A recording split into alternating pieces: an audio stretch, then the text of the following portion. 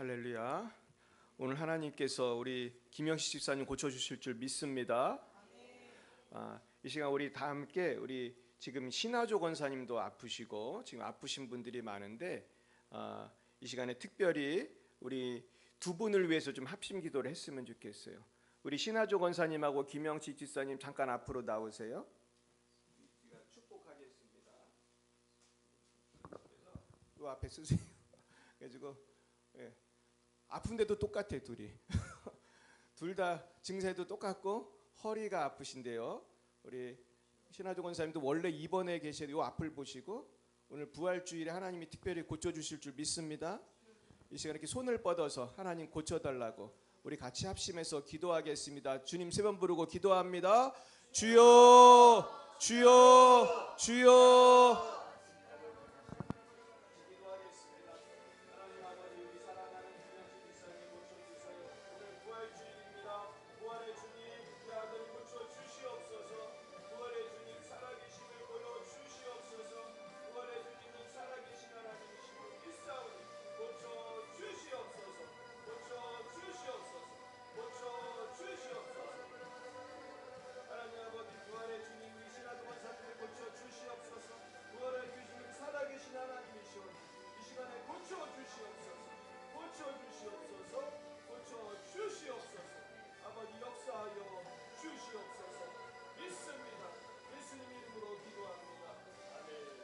하나님 아버지 감사합니다. 우리가 이 시간 같이 심을 앞에 기도했습니다.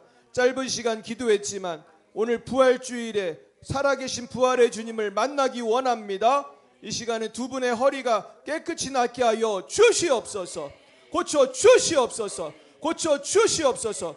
주께서 채찍에 맞으심으로 나음을 입은 줄로 믿습니다. 손을 얹은 즉 나을 줄로 믿습니다. 예수님 이름으로 기도했습니다. 아멘. 네, 할렐루야.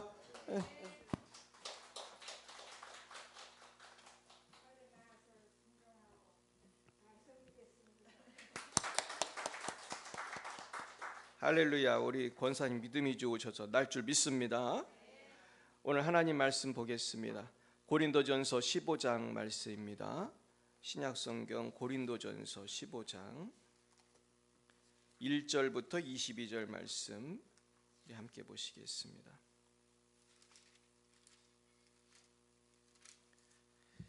자, 우리 고린도전서 15장 신약 281쪽에 있습니다. 고린도전서 15장 1절에서 22절까지 말씀을 교독하실 때 제가 1절을 먼저 받들어 읽겠습니다. 형제들아, 내가 너희에게 전한 복음을 너희에게 알게 하노니 이는 너희가 받은 것이요 또 그 가운데 선 것이라.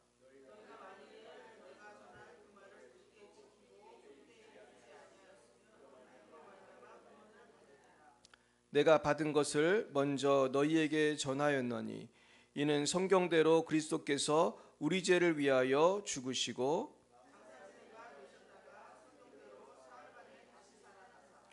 게바에게 보이시고 후에 12 제자에게와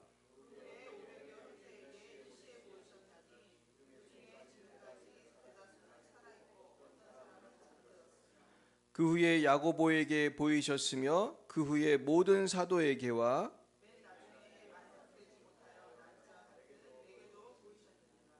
나는 사도 중에 가장 작은 자라. 나는 하나님의 교회를 박해하였으므로 사도라 칭함받기를 감당하지 못할 자니라.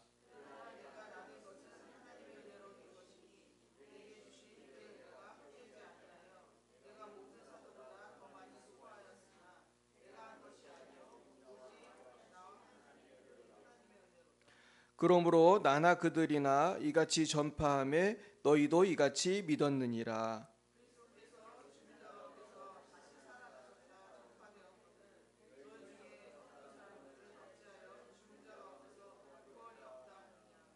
만일 죽은 자의 부활이 없으면 그리스도도 다시 살아나지 못하셨으리라.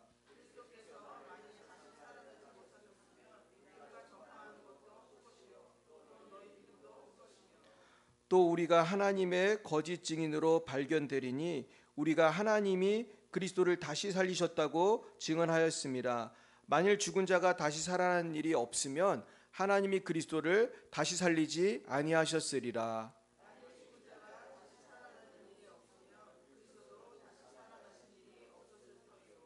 그리스도께서 다시 살아나신 일이 없으면 너희의 믿음도 헛되고 너희가 여전히 죄 가운데 있을 것이요.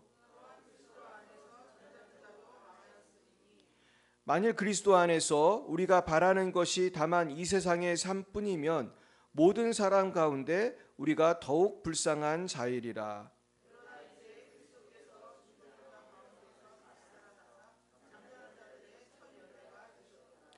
사망이 한 사람으로 말미암았으니 죽은 자의 부활도 한 사람으로 말미암는도다.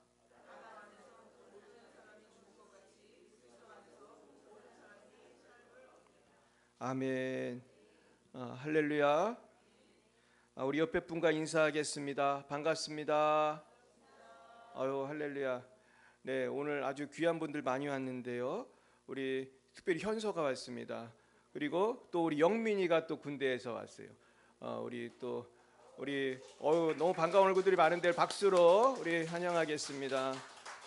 아유, 할렐루야. 현서도 잘 있었어? 아이고. 현서가 더 이뻐진 것 같아요. 할렐루야.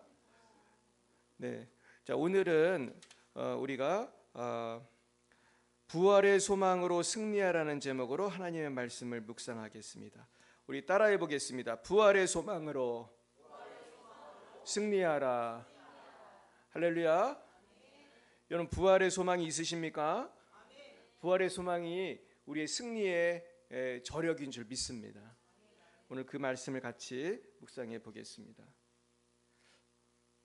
네, 한번 넘겨주세요. 네, 그래서 오늘 저는 세 가지 말씀을 드릴 건데요.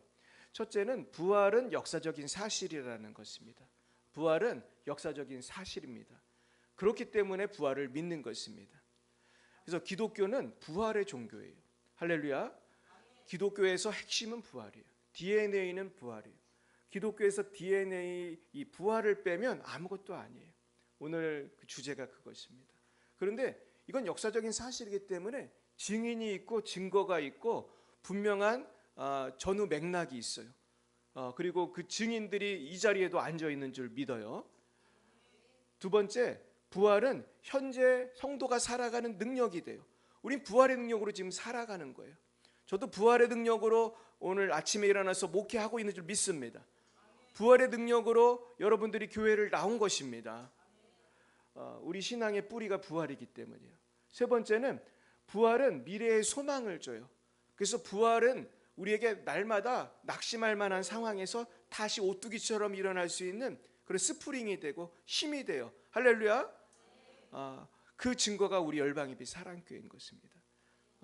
제가 열방예비 사랑교회를 개척할 때는 제 인생에서 가장 힘든 때였어요. 정말로 우울하고 너무너무 억울하고 정말 수백 명이 저를 향해 아주 욕을 하는 그 상황에서 정말 기적처럼 제가 이 교회를 개척한 것을 우리 몇 분은 알고 계실 거예요. 그런데 정말 이 교회는 하나님이 세우신 교회인 줄 믿습니다. 그래서 열방예비교회를 개척하고 났더니 그 다음에 하나님께서 많은 분들을 보내주시고 그 중에서 저 세례 받은 분들도 계시고 그렇습니다. 혹시 우리 교회에서 세례 받으신 분 잠깐 손 들어 보실래요? 할렐루야. 네, 내려보세요. 오늘 그 중에 한 분이 놀라운 간증을 하실 것입니다. 너무 핸섬하시고 훌륭하신 분이 오늘 간증하실 거기 때문에 기대를 하셔도 좋습니다. 네, 할렐루야. 네, 말씀을 한번 들어가 보겠습니다. 자, 먼저 오늘 1절부터 보시면 형제들아 내가 너희에게 전한 복음을 너희에게 알게 하노니 이는 너희가 받은 것이요 또 그 가운데 선 것이라. 너희가 만일 내가 전한 그 말을 굳게 지키고 헛되이 믿지 아니하였으면 그로 말미암아 구원을 받으리라. 여러분 주님의 복음을 헛되이 믿지 않으면 진짜로 믿으면 구원을 받을 줄 믿어요. 헛되이 믿는 거는 이제 제대로 안 믿는 거죠. 제대로 믿으면 제대로 구원을 받습니다. 오늘 이제 본문 3절이 중요한데 같이 읽어봅니다. 내가 받은 것을 먼저 너희에게 전하였노니 이는 성경대로 그리스도께서 우리 죄를 위하여 죽으시고 예수님이 십자가에 죽으신 것은 성경대로 죽으신 거예요. 여기 바울 사도가 말하는 성경은 구약일까요? 신약일까요? 구약입니다. 왜냐하면은 지금 바울 사도가 이 글을 쓸 때는 지금 저기 초대교회니까, 초대교회는 이런 66권 성경이 있었겠어요? 없었겠어요? 없었죠. 지금 성경이 만들어지는 프로세스 가운데 있는 거잖아요. 그러니까 구약 성경을 말하는 거예요. 그다음 보여주세요. 구약 성경에 예언이 되어 있었어요. 예수님이 십자가에 죽을 예언이 이사야가 예언했어요. 예수님이 태어나기 700년쯤 전에, 이게 말이 쉬워 700년이지 700년이면 굉장히 큰 간격이잖아요. 조선 500년인데 그 큰 간격을 뚫고 예언한 거예요. 얼마나 정확히 예언했나 한번 읽어볼까요? 시작. 그는 시로 우리의 질고를 지고 우리의 슬픔을 당하였거늘 우리는 생각하기를 그는 징벌을 받아 하나님께 맞으며 고난을 당한다 하였노라. 그가 찔림은 우리의 허물 때문이요 그가 상함은 우리의 죄악 때문이라. 그가 징계를 받음으로 우리는 평화를 누리고 그가 채찍에 맞음으로 우리는 나음을 받았도다. 우리는 다 양 같아서 그릇 행하여 각기 제 길로 갔거늘 여호와께서는 우리 모두의 죄악을 그에게 담당시키셨도다. 아멘. 사실은 이 외에도 예수님의 십자가 고난에 대한 예언은 굉장히 많습니다. 그래서 제가 어떤 목사님의 그 간증을 들었는데, 그 목사님이 간증이 아니고 설교를 그 강연하는 걸 들었는데, 이 세상에 어떤 사람이 어떤 일에 대해서 한두 가지 예언만 성취해도 우리는 대단하다고 생각한다는 거예요. 그런데 예수님에 대한 예언은 성경에 몇 개가 있는지 아십니까? 예수님의 탄생, 죽음, 부활에 대한 것이 다 있는데 300개나 된다는 거예요. 여러분, 300개의 예언이 한 사람을 통해서 성취될 확률은 굉장히 희소한 거죠. 이분이 수학적으로 얘기해 주는데 10의 30승분의 1이라는 거예요. 10의 30승분의 1이라는 뜻은 미국 대륙에 500원짜리 동전을 1m로 두께로 쫙 뿌렸는데 그 속에 빨간색 색깔을 칠한 동전 하나를 찾는 것처럼 어려운 거예요. 그거는 가능성이 있어요, 없어요? 없어요. 근데 그 일은 누가 이루신 거죠? 하나님이 하신 줄 믿습니다. 그 다음 보겠습니다. 그리고 장사 지낸 바 되셨다가 성경대로 사흘 만에 살아나사 게바에게 보이시고 후에 12제자에게 와 그랬습니다. 성경대로 사흘 만에 살아나셨다는 것은 성경에 예언이 되어 있다는 것입니다. 자, 어떤 예언이 있나요? 시편 16편 10절 시작. 주의 거룩한 자를 음부에 버리지 아니하시며 썩음을 당하지 않게 하시리이다. 이건 메시아가 부활한다는 것에 대한 확실한 그 예언의 말씀이에요. 썩지 않도록. 그 다음에 이사야 53장 10절에도 나옵니다. 읽어봅니다.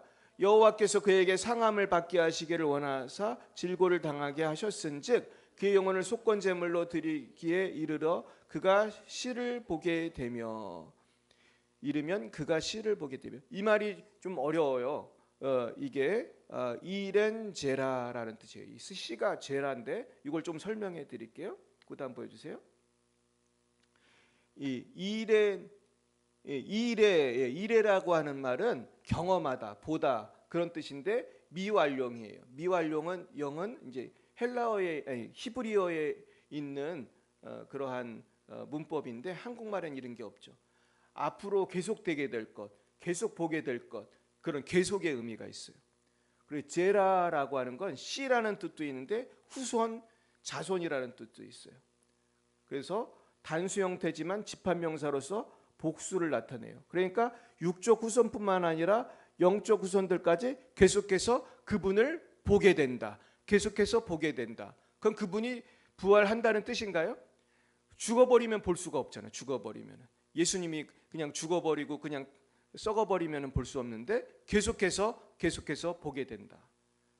부활하신 예수님을 제자들도 보았고 우리도 믿음으로 경험하고 또 천국 가면 보게 되고 다시 재림하시면 또 보게 될 줄 믿습니다.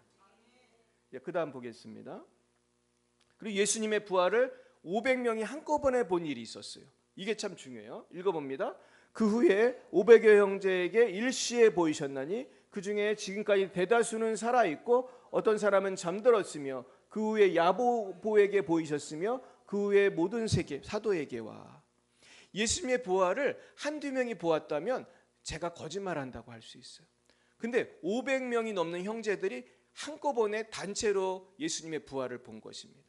그런데 이 성경이 쓰여질 당시만 해도 대다수가 어떻게 돼 있어요? 살아있다고 되어 있어요. 살아있다. 그리고 어떤 사람은 잠들었으며 몇 명은 그 중에 죽었다. 그러니까 바울이 지금 이 고린도전서를 쓸 때만 해도 이 예수님의 부활을 본 대다수는 아직 어떻게 했다는 거예요? 살아 있었다는 거예요. 할렐루야. 그리고 야고보는 예수님의 동생인데 지금 초대교회의 지도자이기 때문에 야고보라고 한 거예요. 그래서 야고보도 예수님을 만난 거예요. 근데 사실 예수님의 동생 야고보와 유다가 야고보서와 유다서를 쓴 거예요. 근데 그 예수님의 동생들이 처음에는 예수님을 메시아라고 믿었을까요? 안 믿었을까요? 안 믿었습니다. 예수님의 가족들이 처음에는 예수님을 메시아라고 안 믿었어요. 근데 나중에 예수님의 부활을 보고 변화된 줄 믿습니다.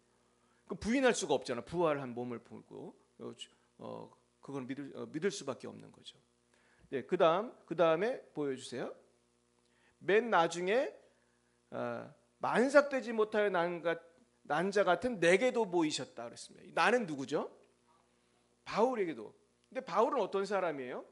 읽어봅니다. 9절 시작. 나는 사도 중에 가장 작은 자라 나는 하나님의 교회를 박해하였으므로 사도라 칭함을 감당하지 못할 자니라. 예, 그다음 보여주세요. 교회를 박해하던 바울이 부활의 주님을 만난 거예요. 근데 부활의 주님을 만난 바울 비슷한 분이 또 있는데 이 머리를 빡빡 깎으셨지만 이 사람이 그 교수님인데 이정훈 교수예요. 이분은 기독교를 박해하던 분이에요. 그래서 종자연이라고 하는 종교적 자유정책연구원, 여기가 뭐 하는 데냐면 모여가지고 어떻게 하면 기독교를 무너뜨릴까, 각계각층에서 엘리트들이 모여가지고 그런 그룹이 있었어요. 근데 거기서 핵심 역할을 하던 분인데 이분이 그 당시 활동할 때 직업이 뭐였을까요? 중이었어요. 불교 승려였어요. 아마 헤어스타일을 계속 유지하시는 것 같아요. 아니면 머리가 안 나나? 여러 가지 생각을 하는데 지금도 그냥 얼굴만 보면은 옛날 직업이 생각나는데 이분이 지금은 교회 목회를 하십니다. 그래가지고 그 교회 다니죠? 우리 김현순 집사님 따님이 이정훈 교수가 하는 교회를 다녀요. 근데 목사님은 아직 안 되셨더라고. 제가 인터넷에 알아보니까. 근데 얼마나 이분 말씀을 잘하시겠어요. 굉장히 똑똑한 분이에요. 그러니까 너무나 똑똑하고 그 머리로 기독교를 어떻게 하면은 박멸할까 이게 연구하고, 실제로 이분이 강연한 거 보면 깜짝깜짝 놀라는 게 지금 기독교인들을 옥죄는 많은 법률들, 그런 것들을 누가 초안했었다는 거예요. 바로 저분이 그 친구들하고 계획했던 일이 지금 벌어지고 있는 거예요, 사실은. 근데 이분이 그런 간증을 제가 들었는데 어느 날 이분이 목사님들 설교를 많이 들었대요. 왜 들었겠어요? 은혜 받으려고 들었을까요? 공격하려고 들었겠어요? 공격하려고. 이분은 하는 일이 그 목사님들 설교를 많이 들으면서 공격할 걸 분석하는데 어느 날 설교 듣다가 은혜를 받아버린 거예요. 예수님을 만난 거예요. 할렐루야. 그래가지고 말로 설명할 수 없게 주님이 나한테 오시는 거를 이제 경험을 하고 감동을 받고 그걸 보면서 눈물을 흘리고 있는 거야, 자기가. 그러면서 이정훈 교수가 예수님을 믿고 나서는 완전히 변화돼가지고 별명이 뭐예요? 현대판 바울이래. 현대판 바울. 기회가 되면 이정훈 교수님 모시고 부흥하면 좋겠죠? 우리가 모실 분이 너무 많은데 그 다음 보겠습니다. 자, 읽어봅니다. 시작. 그러나 내가 나된 것은 하나님의 은혜로 된 것이니 내게 주신 그의 은혜가 헛되지 아니하여 내가 모든 사도보다 더 많이 수고하였으나 내가 한 것이 아니요 오직 나와 함께 하신 하나님의 은혜로라. 그렇습니다. 그 다음 보세요. 그 다음. 자, 그리스도께서 죽은 자 가운데 다시 살아나셨다고 전파되었거늘 너희 중에 어떤 이들은 어찌하여 죽은 자의 부활이 없다 하느냐. 이미 초대교회 때도 부활을 안 믿는 분이 있었다는 거예요, 없었다는 거예요? 있었어요. 근데 13절 읽어봅니다. 만일 죽은 자의 부활이 없으면 그리스도도 다시 살아나신 일이 없었을 터이요. 이 부활은 하나님의 섭리 속에서 하나님이 하실 일인데 부활이 없다면 예수님도 부활 안 했을 거라는 거예요. 그러니까 부활을 안 했다면은 예수님도 부활이 없다면은 성도의 부활이 없다면 그리스도도 부활하시지 않았을 것이다. 그다음 보겠어요? 읽어봅니다. 그리스도께서 다시 살아나신 신이 없으면 우리가 전파하는 것도 헛것이요 또 너희의 믿음도 헛것이며 또 우리가 하나님의 거짓 증인으로 발견되리니 우리가 하나님이 그리스도를 다시 살리셨다고 증언하였습니다. 만일 죽은 자가 다시 살아난 일이 없으면 하나님이 그리스도를 다시 살리지 아니하셨으리라. 그러니까 기독교의 파운데이션은 기초는 예수의 부활인데 예수의 부활이 만약 없었다면 우리는 헛것을 믿고 있는 것입니다. 저와 여러분은 지금 쓸데없는 일을 하러 모인 것이죠. 그런데 부활이 사실인 줄 믿으시기 바랍니다. 그 다음 보겠어요? 이겁니다. 만일 죽은 자가 다시 살아난 일이 없으면 그리스도도 다시 살아나신 일이 없었을 터이요 그리스도께서 다시 살아나신 일이 없으면 너희의 믿음도 헛되고 너희가 여전히 죄 가운데 있을 것이요. 왜 그렇습니까? 그리스도가 다시 살아나지 않았다는 것은 그리스도가 하나님의 아들이 아니라는 뜻이잖아요. 그거는 우리가 잘못된 사람을 믿었다는 거잖아요. 그럼 죄사함이 있어요, 없어요? 그 이해 가시죠? 그러니까 창조와 구원과 부활의 교리는 이 진리는 하나로 이어지는 거예요. 믿으시기 바라요. 자, 그다음 보겠습니다. 이거입니다. 또한 그리스도 안에서 잠자는 자도 망하였으리니 만일 그리스도 안에서 우리가 바라는 것이 다만 이 세상의 삶뿐이면 모든 사람 가운데 우리가 더욱 불쌍한 자이리라. 우리가 만약 예수님 부활 안 했는데 부활했다고 착각하고 와 있으면 우리 지금 이 날씨 좋은데 여기 와가지고 지금 꽃놀이를 다녀야 되는데 지금 쓸데없는 일을 다 하고 있는 불쌍한 사람들이고 나는 뭐예요? 불쌍한 사람들을 미혹되게 하는 그런 불쌍한 사람의 대표인 거예요. 또 이상한 옷 입고 지금 그러고 있는 거예요. 그다음 보겠습니다. 읽어봅니다. 그러나 이제 그리스도께서 죽은 자 가운데서 다시 살아나사 잠자는 자들의 첫 열매가 되셨도다. 사망이 한 사람으로 말미암았으니 죽은 자의 부활도 한 사람으로 말미암도다. 아담 안에서 모든 사람이 죽은 것 같이 그리스도 안에서 모든 사람이 삶을 얻으리라. 아담 때문에 이 땅에 죄가 들어왔는데 예수님 때문에 우리가 다시 살게 된 거예요. 아담 때문에 죄로 인해서 죽을 수밖에 없게 되었는데 예수님 때문에 제사함 얻어서 영생을 누리게 된 거예요. 할렐루야. 현서도 아멘 했어요. 우리 현서 얼마나 똑똑한지 몰라. 그죠? 네, 우리 현서가 앞으로 큰 힘을 될 줄 믿습니다. 우리 이종훈 교수님 같이 훌륭한 사람 됐으면 좋겠네. 머리를 깎을 필요는 없지만 이종훈 교수님처럼 훌륭한 사람 됐으면 좋겠어요. 저분이 아주 박사예요. 굉장히 유식한 분입니다.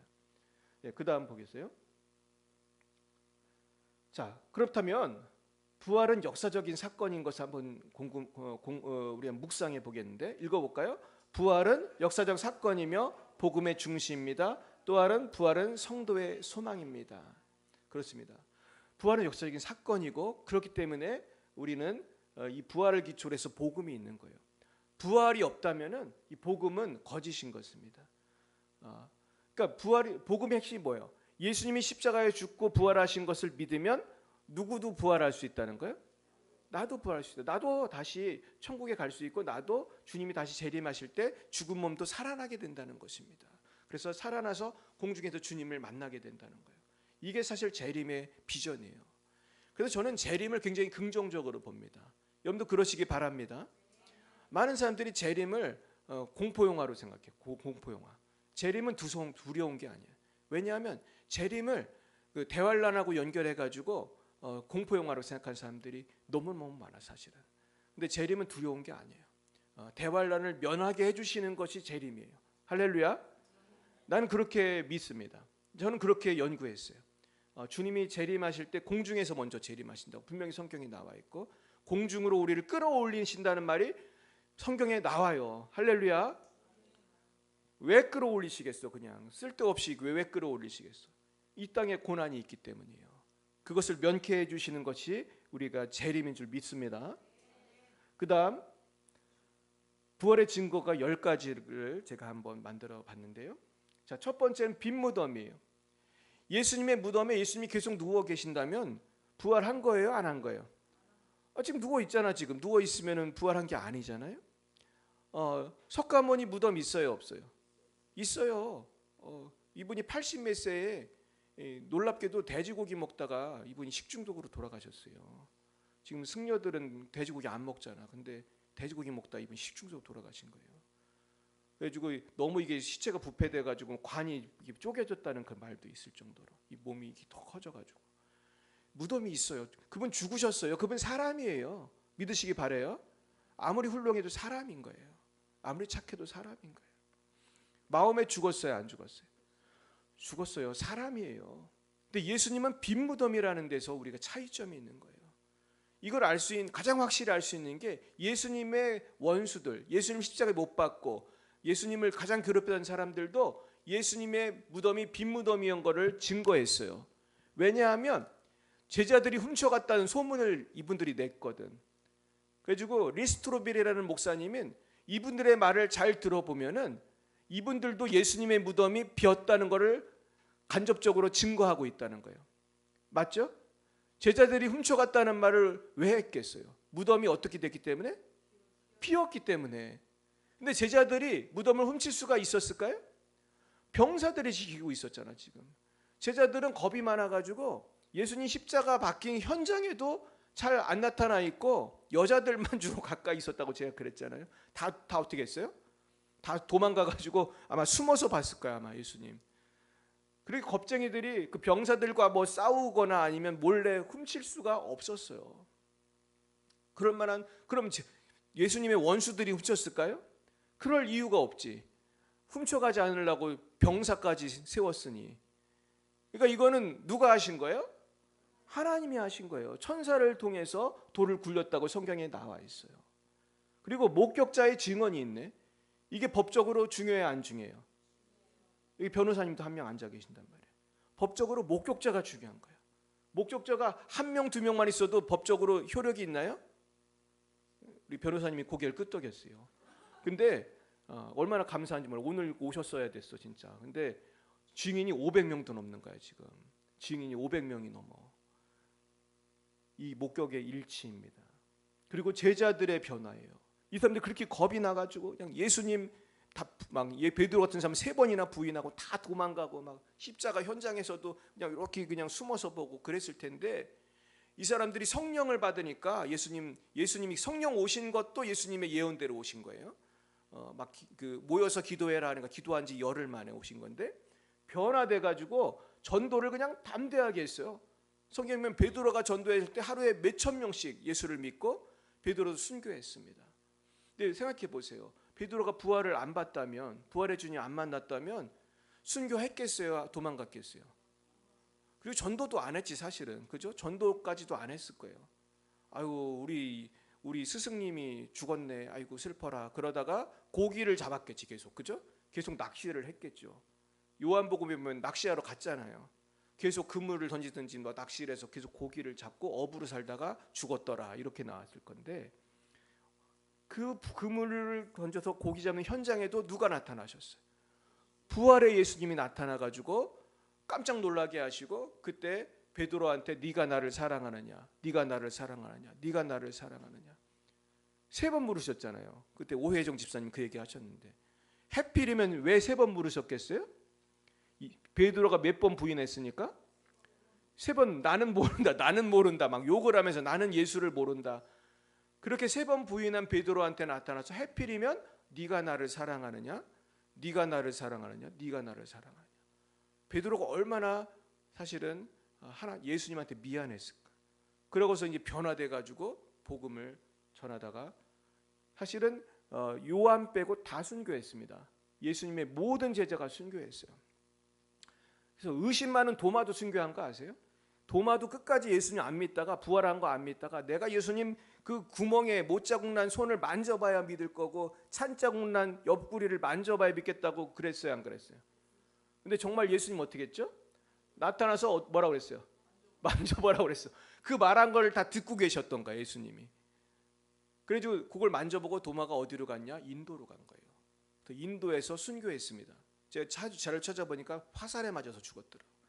근데 놀라운 거는 인도에 가면요, 그 예수님 만졌던 도마의 손이 남아 있어.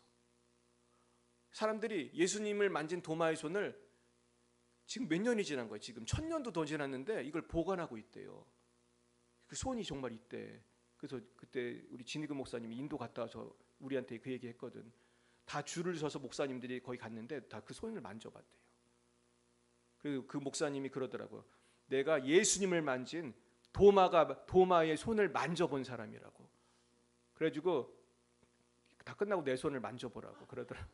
그래가지고 우리 다 예수님을 만진 도마의 손을 만진 우리 진희금 목사님 손을 내가 만져봤어요. 여러분 믿으시기 바래요. 그리고 바울의 회심이 중요해요. 왜냐하면 바울은 이정훈 교수님처럼 기독교를 박해하던 사람이기 때문이에요.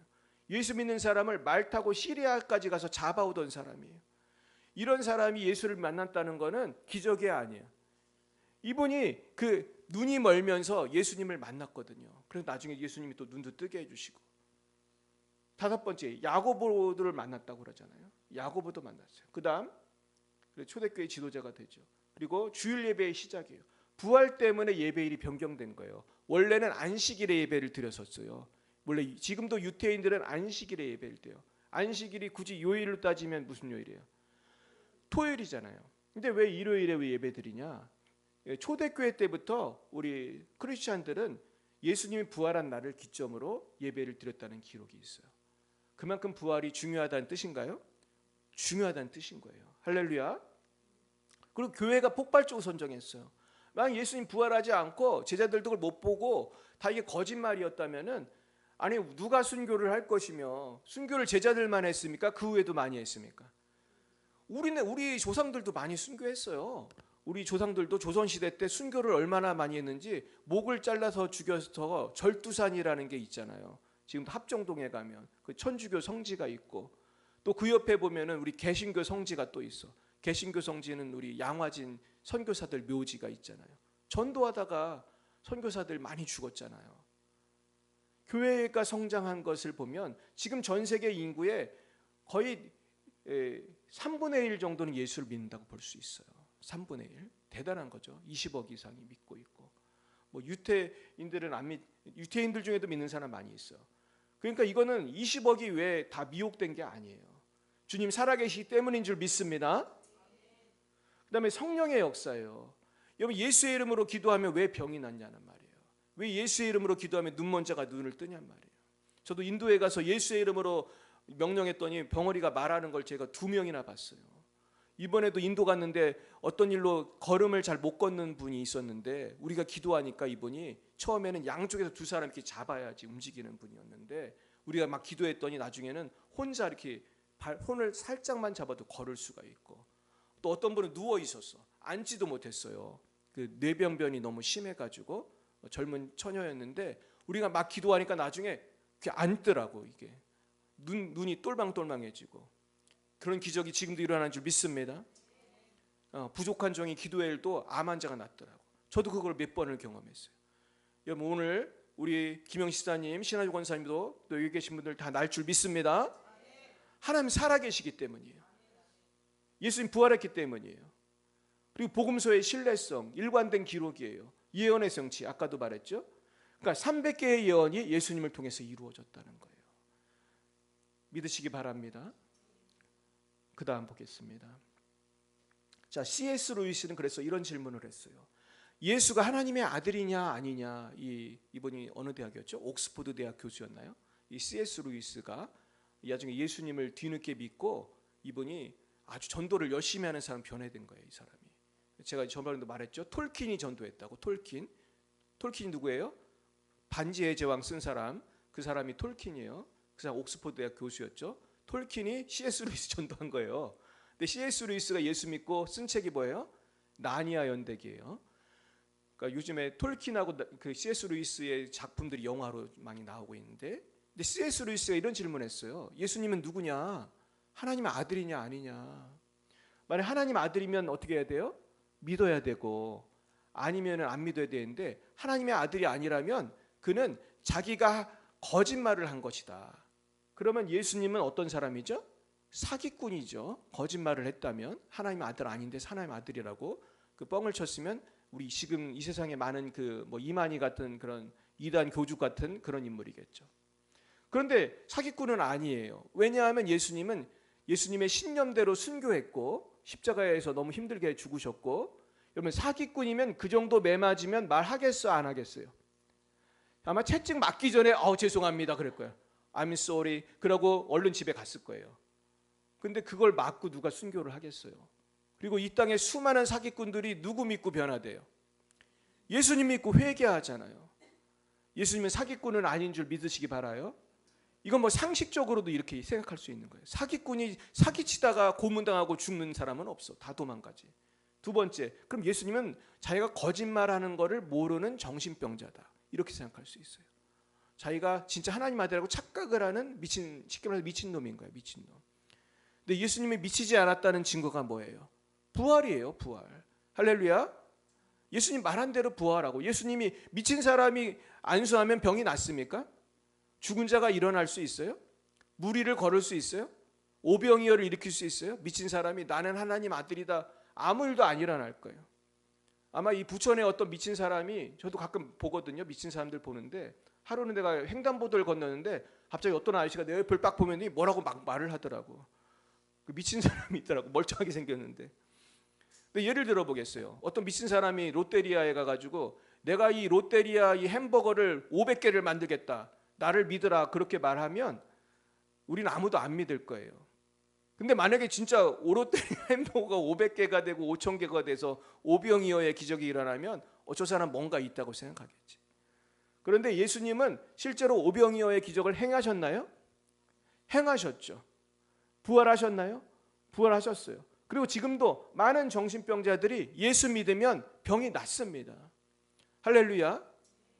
우울증이 낫습니다. 공황장애가 나요. 우리 교회가 뭘로 유명한 교회인지 아세요? 우울증 많이 고치기로 유명한 교회예요. 여기도 한 분 앉아 계세요. 할렐루야. 누가 고치셨죠? 하나님이 고치셨어요. 예수님 부활하신 것을 믿으시기 바랍니다. 자, 파란 글씨 읽어봅니다. 예수님은 말씀하신 대로 십자가에 죽으시고 3일 만에 부활하셔서 하나님의 아들이심을 증거하셨습니다. 할렐루야. 우리 현서도 믿으시길 축복해요. 아멘. 네. 그 다음 보겠어요. 자, 부활은 현재의 능력이에요. 그래서 구원과 성화와 삶의 열매가 맺히게 돼요. 그리고 제가 오늘 좀 생각하고 싶은 건, 부활의 믿음이 있는 사람은 공동체가 변해요. 그 가정이 변하고 나라가 변하게 돼요. 그래서 제가 중국, 미국, 인도, 한국, 북한, 한국을 비교해 봤어요. 중국은 공산주의 나라고, 인도는 힌두교 나라고, 그리고 또 북한은 주체사상에 물든 나라인데, 기독교인 나라인 미국과 한국과 굉장히 큰 차이가 있어요. 저는 중국에도 살아봤고, 미국에도 살아봤고, 인도에도 가봤고, 한국엔 지금 살고 있고, 북한은 제가 평생 연구했어요. 여러분, 미국하고 중국하고 미국하고 북한하고 비슷해요? 많이 달라요? 여러분 어디 살고 싶으세요? 혹시 북한 살고 싶으신 분 있으세요? 제가 보내드리겠습니다. 중국 살고 싶은 분 있으세요? 혹시 몰라, 중국은 사업 같은 것 때문에 갈 수도 있고, 중국은 어느 정도 약간의 자유가 있지만 지금 중국도 굉장히 어렵습니다. 인도를 내가 가봤는데 정말 소가 그렇게 많이 그 도로를 점유하고 다녀요. 지금도 얼마나 웃긴지 몰라. 근데 소들이 쓰레기를 막 뒤져서 먹더라고. 그래서 뺏싹 마른 소가 굉장히 많아요. 근데 너무나 불쌍하죠. 소도 불쌍하고, 소를 하나님 신이라고 믿는 사람도 불쌍하고. 또 인도에 있는 많은 사람들이 죄악 가운데 사실 방황해요. 여러분, 인도가 안전한 나라 같아요? 위험한 나라 같아요? 엄청 위험한 나라예요. 인도는 여자 혼자 여행 가면 절대로 안 되는데요. 인도가 뭘로 유명하기 때문에? 잘 모르세요? 인도는 성폭력으로 유명한 나라예요. 어느 정도냐 하면 그냥 버스에서 막 기차에서 성폭력을 할 정도로 유명한 나라. 여성의 인권이 땅바닥에 있어요. 그러니까 소보다도 밑에 있대. 소보다. 북한도 굉장히 살기 힘든 나라예요. 거기에는 부활 신앙이 없고 예수님 믿지 않기 때문에 우상을 섬기다 그렇게 된 거예요. 여러분, 인도를 위해 기도해 주시기 바랍니다. 결국 부활 신앙의 열매가 있는 거예요. 여러분은 부활 신앙의 열매가 있으십니까? 그 열매가 넘치시기 축원합니다. 그 다음 보겠습니다. 그리고 부활은 미래의 소망이에요. 두려운 사람이 담대해지고 절망이 소망이 되고 실패가 연단과 성화의 과정이 되는 것입니다. 그 다음 보겠습니다. 그래서 그 예를 들면 요셉이 있어요. 요셉은 배신당하고 감옥에 갇혔지만 믿음을 가지고 인내했을 때 총리로 하나님께서 올려주셨습니다. 이것은 마치 죽음 같은 상황이었는데 마치 죽음에서 부활한 주님처럼 승리했어요. 전 그래서 요셉의 신앙을 우리가 본받아야 할 줄 믿습니다. 하나님을 믿는 사람은 요셉처럼 죽음 같은 상황에서도 절망하지 않고 소망을 가져야 할 줄로 믿습니다. 두 번째는 모세의 삶입니다. 모세는 광야 40년 동안 그 지도자로 부름을 받았는데 원래 모세는 그 전에 출애굽의 그 지도자가 되기 전에 실패가 있었어요. 그는 어떤 실패를 했습니까? 이집트의 왕자였지만 사람을 때려서 죽이고 나서 도망을 가서 어느 날 갑자기 도망자 신세가 됐죠. 완전히 실패한 거예요. 모세는 엄청 낙심했을 거예요. 생각해 보세요. 어느 나라 왕자가 어느 날 갑자기 도망자가 돼서 숨어 살게 됐단 말이에요. 그는 가난한 그냥 양치기가 되었을 것입니다. 그랬는데 그 실패가 하나님의 일을 하는 준비 과정으로 하나님이 바꿔주신 줄 믿습니다. 그러니까 성도의 실패라는 것은 실패가 아니고 준비 과정이 되는 거예요. 읽어봅니다. 환난은 인내를, 인내는 연단을, 연단은 소망을 이루는 줄 알미라. 성도가 당하는 환난, 고난은 인내할 수밖에 없는 것이지만은 이 인내를 잘하면은 인내를 통해서 연단이 되어서 소망을 이룬다는 것은 더 훌륭한 사람이 되는 줄 믿습니다. 그래서 부활신앙의 열매는 인내와 연단을 통한 승리라는 거예요. 우리 따라 볼까요? 인내와 연단을 통한 승리. 이것이 부활신앙이 맺혀야 되는 그러한 열매인 것입니다. 그 다음 보겠습니다. 그래서 제가 이거를 AI로 만들어 본 그림이에요. 근데 되게 귀엽게 그렸더라고요. 내가 모세를 그려보라고 했더니 우리 AI가 이렇게 귀엽게 그렸는데 이제 모세가 왕자였다가 이제 도망가서 지금 양치기 하다가 불꽃 가운데 누굴 만났어요? 하나님 만나고 나중에 출애굽의 리더가 돼서 홍해가 갈라지는 이 놀라운 기적을 행하고 십계명을 받는 그런 위대한 일을 행한 것입니다. 그다음 그래서 하나님의 방식은 죽음이 부활이 되게 만들어서 영광을 보게 하시는 것이 하나님의 그 방식이다.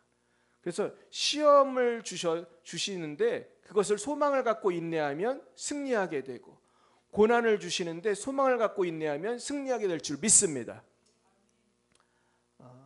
얼마나 우리가 힘들 때가 많습니까? 우리가 그런 시험과 고난을 이기시기 바라요. 우리 군에 있는 우리 형제도 어려움이 많이 있는데 군대에서 또 직장에서 또 우리가 살면서 여러분 시험 고난 없는 분 있어요? 다 많이 있잖아요. 우리 부활 신앙으로 인내하기 축원합니다. 그럼 승리합니다. 그 다음 보겠습니다. 그래서 현실 돌파의 원리를 정리하면 처음엔 뭘 붙드는 거예요? 약속을 붙들어야 돼요. 말씀을 붙들어 현실을 돌파합니다. 그 다음에 뭐를 선택해야 되죠? 진리를 선택해야 돼.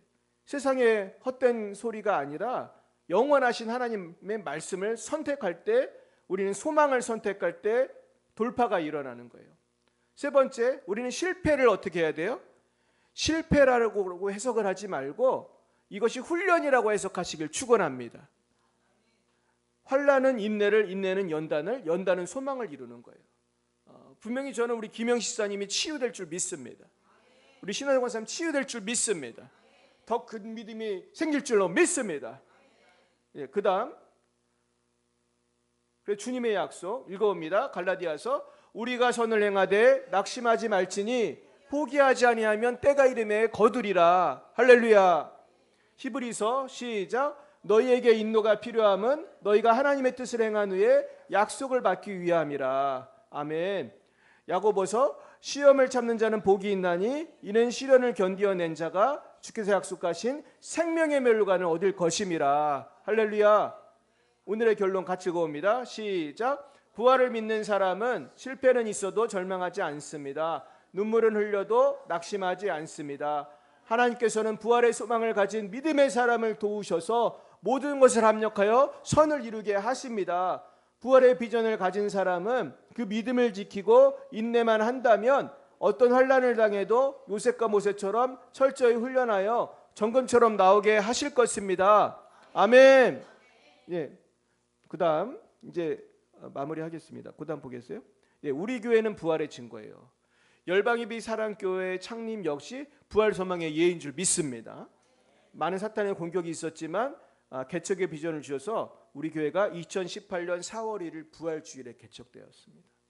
하나님께서는 우리에게 부활의 소망 안에서 성령의 기름을 부어주시고 우리 열방예비 사랑교회를 지난 8년 동안 신실하게 인도하셨습니다. 우리 주님께 감사의 박수 올려드리겠습니다. 할렐루야. 여러분, 우리 교회 좋은 교회 맞습니까? 할렐루야. 네, 우리 교회 오면 살아납니다. 우리 승리합니다. 우리 다 천국 갑니다. 네, 그다음 보겠습니다. 자, 그래서 오늘 마무리는 이것입니다. 무엇으로 승리하라? 부활의 소망으로 승리하라. 또 날마다 주님의 부활을 역사적 사실로 믿으며 부활의 능력이 현재의 삶 속에 임하도록 어떻게 해야 돼요? 기도하며 부활의 소망으로 인내하여 이제와 영원 무궁토록 부활의 영광을 누리시기를 축복합니다.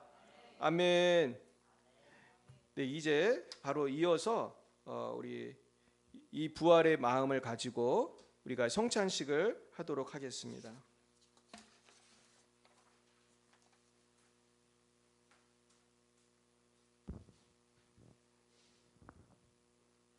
이제 우리는 주님의 명령을 따라 성찬에 참여하려 합니다. 성찬은 단순한 의식이 아니라 예수 그리스도의 십자가와 부활을 기억하는 시간이며 주님과 연합하는 거룩한 시간입니다. 예수님을 믿고 마음을 준비하신 또 모든 세례교인들은 경건한 마음으로 이 자리에 참여하시기 바랍니다. 하나님 말씀을 읽어드립니다. 고린도전서 11장 23절에서 26절입니다.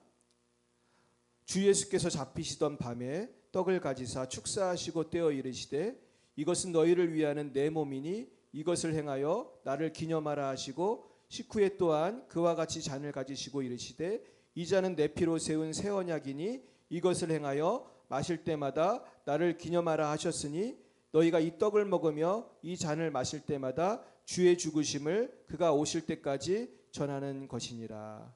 이 시간 함께 기도하겠습니다. 이 시간 조용히 눈을 감고 주님 앞에 우리 자신을 돌아보겠습니다.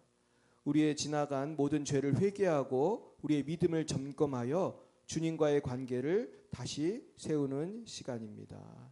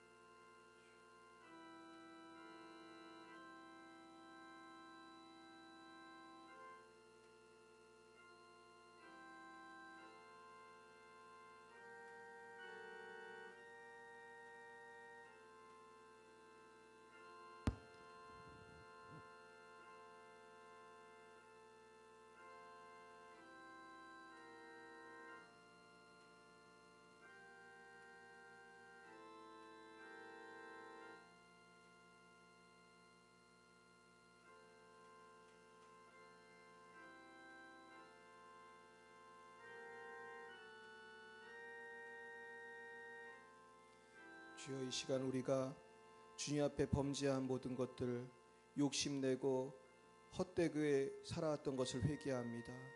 주님을 신뢰하지 못하고 말씀을 신뢰하지 못하고 순종하지 못하였던 것들, 육신의 정욕, 안목의 정욕, 이생의 자랑을 따라 살았던 것들, 아버지 용서해 주옵소서.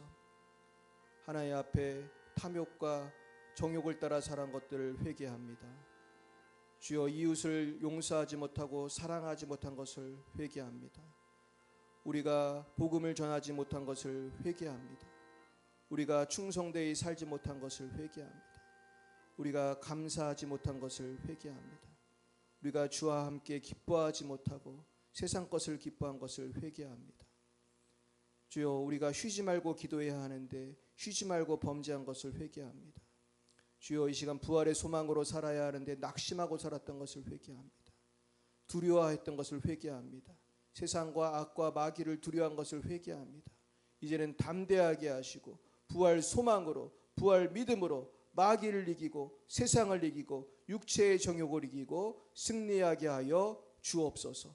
성령의 권능을 부어 주셔서 아버지, 우리를 새로운 사람으로 빚어 주옵소서. 예수님 이름으로 기도드렸습니다. 아멘. 성찬이여 나와주시기 바랍니다.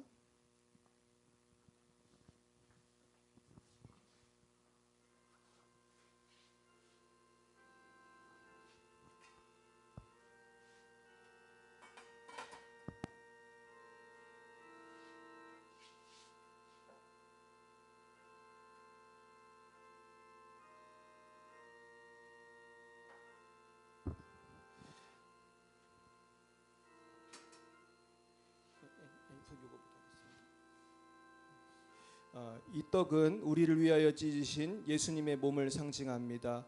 예수님께서 채찍에 맞으시고 십자가에서 몸이 찢기셨습니다. 그로 인해 우리는 치유와 생명을 얻었습니다. 세례 받으신 분은 자리에서 일어나셔서 떡을 받으시고 앉으시면 되겠습니다. 그리고 오늘은 떡을 같이 함께 드시도록 하겠습니다. 기립하여 주시기 바랍니다. 세례 받으신 분들, 우리 잠깐 기도하겠습니다. 하나님 아버지, 이 시간 성찬의 떡을 받기 원합니다. 우리의 마음을 준비하여 주옵소서.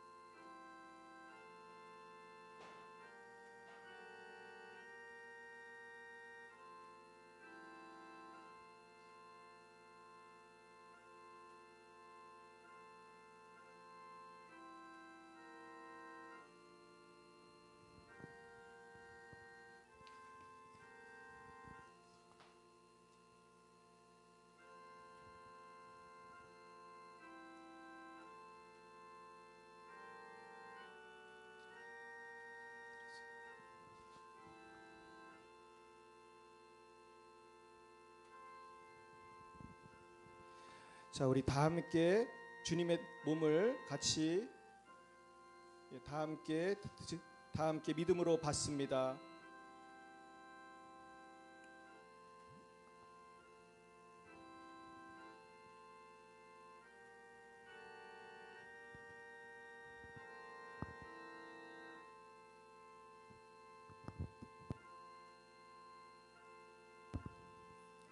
주님, 우리를 위하여 십자가에 몸버려 피 흘려 주심을 감사합니다. 이제는 주님의 몸과 우리의 몸이 하나 되기 원합니다. 이제 우리의 몸이 주님을 기쁘시게 해드리는 도구가 되기 원합니다. 거룩하고 신실하게 충성되이 주님의 도구 되어 살다가 천당 가게 하여 주옵소서. 예수님 이름으로 기도했습니다. 아멘.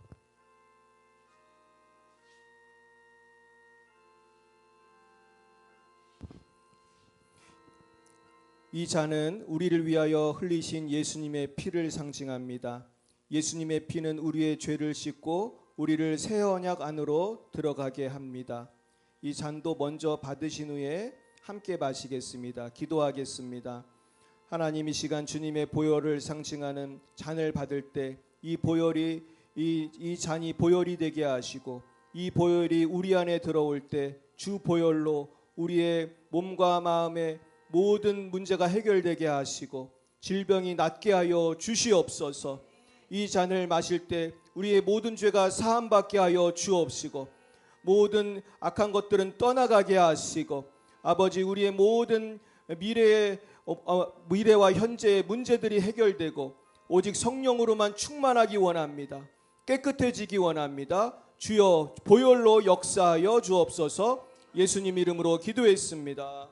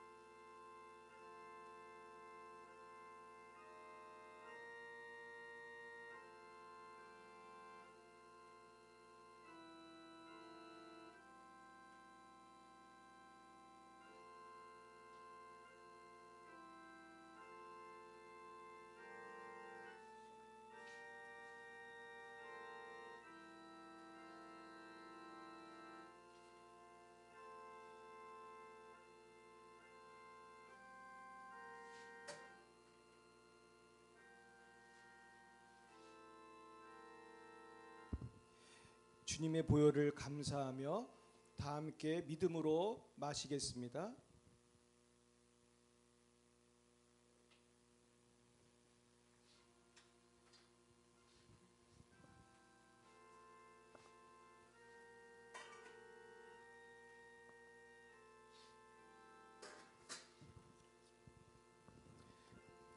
기도하겠습니다. 주님, 이 시간 우리가 주님의 보혈을 마셨습니다. 주님의 피의 값으로 우리가 구원을 받았습니다. 죄사함을 받았습니다. 영생의 소망을 받았습니다. 우리의 병도 고쳐주실 줄 믿습니다. 우리의 모든 문제가 해결될 줄 믿습니다. 하나님 아버지, 주님 이 보혈의 은혜를 우리가 받았사오니 남은 여생 그 보혈의 은혜에 감격하여 감사함으로 살아가게 하여 주시옵시고 강건하여진 역사가 있게 하여 주옵소서. 특별히 이 시간 영과 혼과 육체가 아픈 분들 모두 치유되게 하여 주옵소서. 승리하게 하여 주옵소서. 예수님 이름으로 기도드렸습니다. 아멘. 네, 우리 일어서신 채로 우리 찬송 부르시겠습니다. 자, 찬송 부르기 전에 한번 믿음으로 고백합니다. 따라하시겠어요? 나는 부활의 능력으로 살아갑니다. 나는 절망을 이기고 다시 일어납니다. 아멘. 우리 찬송가 주 달려 죽은 십자가 부르시겠습니다.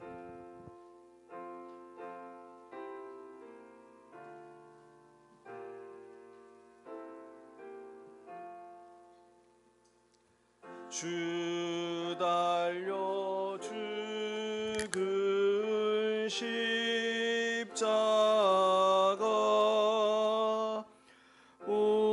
우리가 생각할 때에 세상에 속한 욕심을 헛된 줄 알고 버리네. 죽으신 구주밖에는 사랑을 말게 하소서. 보혈의 공로인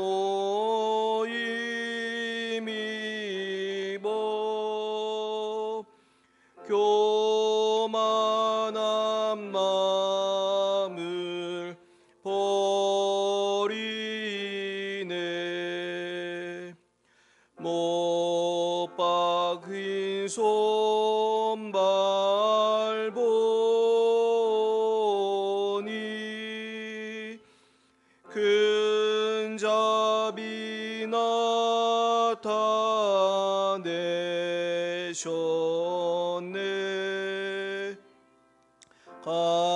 가시로 만든 면류관 우리를 위해 쓰셨네. 온 세상 만물 가져도 주내 못 따갑겠네.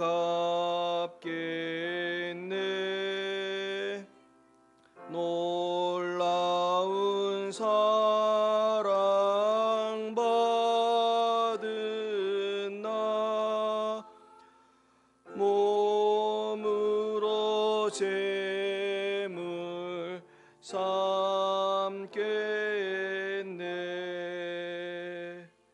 아멘. 다 함께 자리에 앉으셔서 우리 김홍택 집사님의 간증을 듣도록 하겠습니다.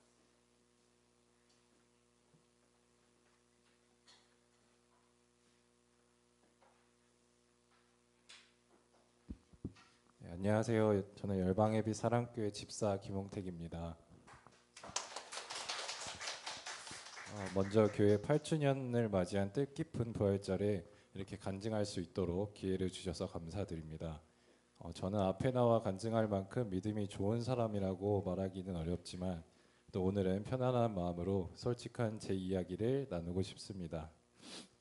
저는 이 교회가 세워진 해에 지금의 아내를 처음 만나게 되었습니다.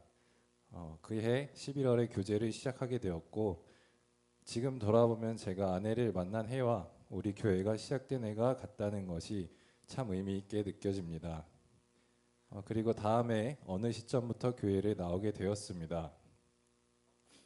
그 계기는 사실 신앙적인 이유가 아니라 지금의 아내 당시 여자친구 때문이었습니다.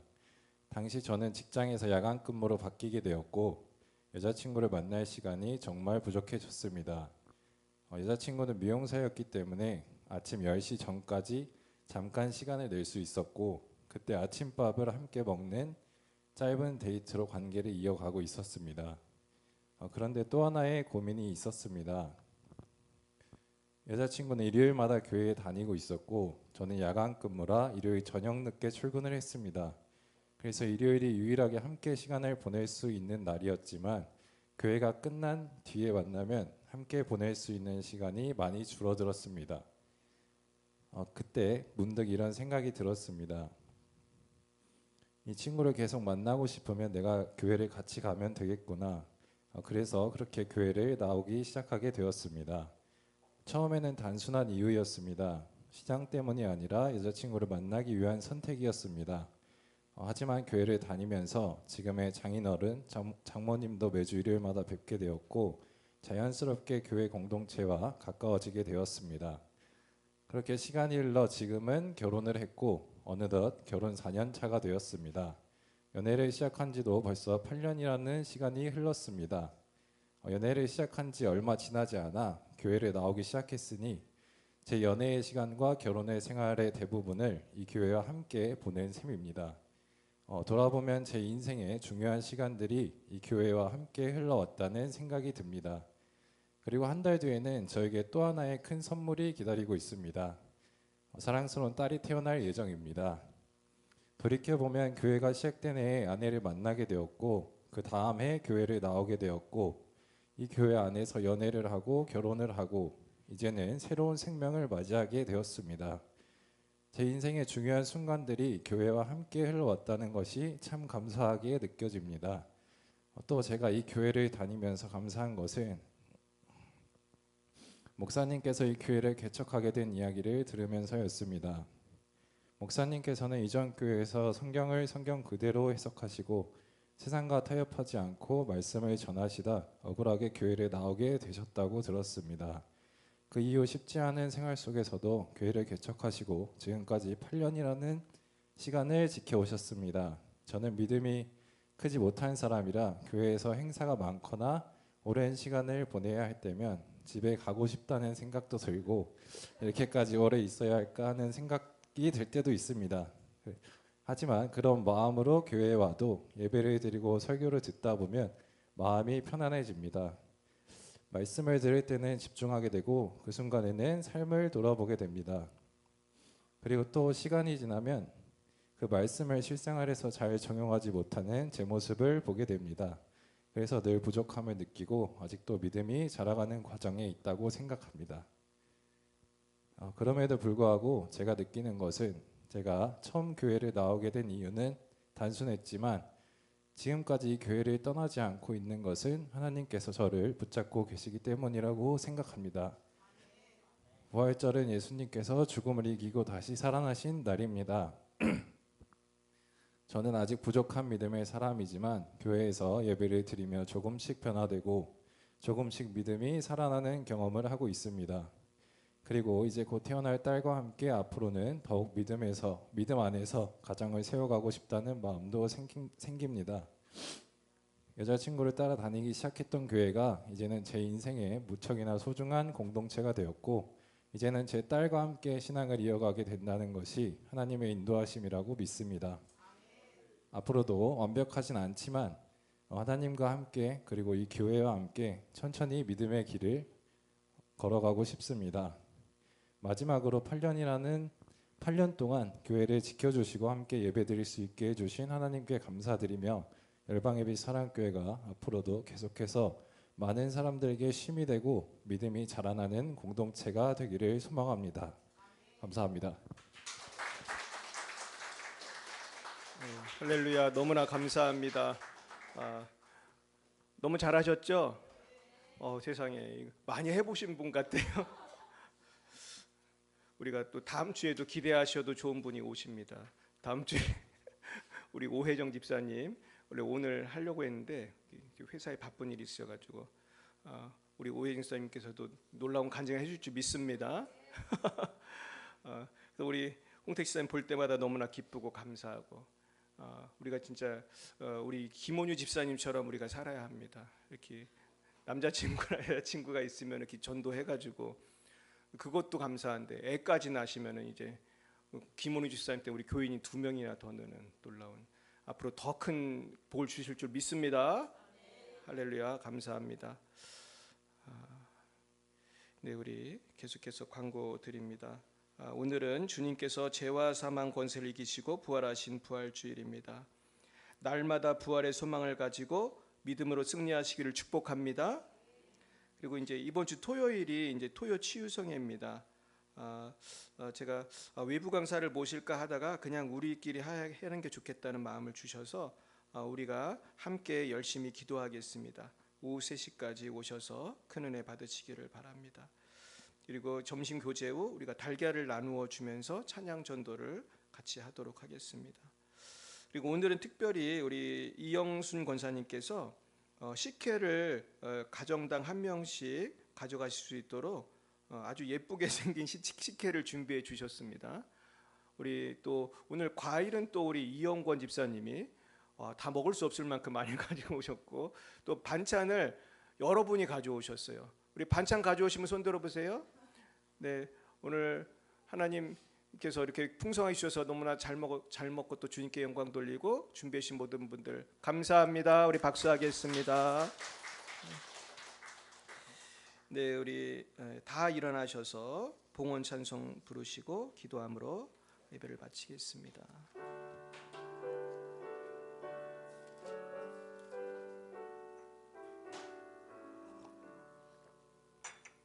내게 있는 모든 것을 아낌없이 드리네.